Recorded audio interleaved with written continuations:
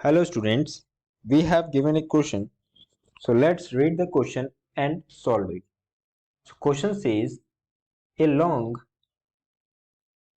thin rod of length 2L rotates with a constant angular acceleration 10 radian per second square about an axis that is perpendicular to the rod and passes through its center. What is the ratio of the tangential speed at any instant of a point to the end of the rod to that of a point a distance L by 2 from the end of the rod? Okay so question क्या बोल रहा है? Question बोल रहा है कि हमारे पास एक 2L लेंथ की रॉड है, राइट? 2L लेंथ की रॉड है, कंसीडर कर लेते हैं ये 2L लेंथ की रॉड है, राइट? तो यहाँ पर ये L हो जाएगी और यहाँ पर L हो जाएगी, राइट? ये L हो जाएगी, ये L हो जाएगी. तो इनिशियली बोला गया है कि ये कांस्टेंट एंगुलर एक्सेलरेशन से रोटेट कर रही है, ठीक है? एक परपेंडिकुलर एक्सिस पर, ये परपेंडिकुलर एक्सिस पर रोटेट कर रही है. तो जो कांस्टेंट एंगुलर एक्सेलरेशन है, ठीक है, तो ये क्या हो गया हमारा अल्फा मतलब 10 रेडियन पर सेकेंड दिया हुआ है, राइट? उसके बाद बोला गया है कि हमसे टेंजेंशियल स्पीड बताइए कि इसकी tangential speed at the end of the rod and at the distance of L by 2 पर क्या होगी. मतलब अगर रॉड के एंड पर हम टेंजेंशियल स्पीड निकालें तो इसको हम V1 मान लेते हैं. वहीं फिर हमें निकालना है L बाई 2, ये L बाई 2 डिस्टेंस हो जाएगा, तो यहाँ पर V2 मान लेते हैं. ओके,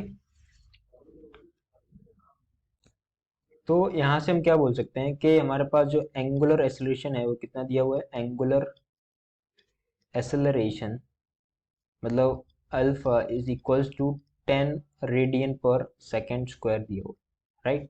अब हम यहाँ से क्या निकालेंगे, फाइनल एंगुलर स्पीड, ठीक है, का रिलेशन क्या होता है. रिलेशन होता है हमारे पास, तो final angular speed is equals to initial angular speed plus alpha t, ठीक है. अब इनिशियली अगर ये जो रॉड है वो रोटेट हो रहेगी तो इसका जो इनिशियल एंगुलर स्पीड होगी वो क्या होगी, जीरो होगी, ठीक है, रेस्ट पर होगी. तो यहाँ से हो जाएगा final angular speed is equals to zero plus alpha में दिया हुआ है 10 रेडियन पर सेकंड स्क्वायर, तो यहाँ हो जाएगा 10 इंटू टाइम दिया नहीं है तो हमारा फाइनल एंगुलर स्पीड कितना हो जाएगा 10t, राइट? अब हमें रिलेशन पता होता है एंगुलर स्पीड और टेंजेंशियल स्पीड के बीच में. वो रिलेशन क्या होता है, वो रिलेशन है v is equals to omega t, right? तो इनिशियली अगर हम क्या करें, अगर हम v1 निकालें मतलब टेंजेंशियल स्पीड, यहाँ पर v क्या है, टेंजेंशियल स्पीड, तो initially at the end of the rod पे अगर टेंजेंशियल स्पीड निकालेंगे तो उसको हमने माना v1, तो ये इक्वल हो जाएगी v1 equals to omega T, ठीक है. वही सिमिलरली v2 मतलब एट द डिस्टेंस ऑफ,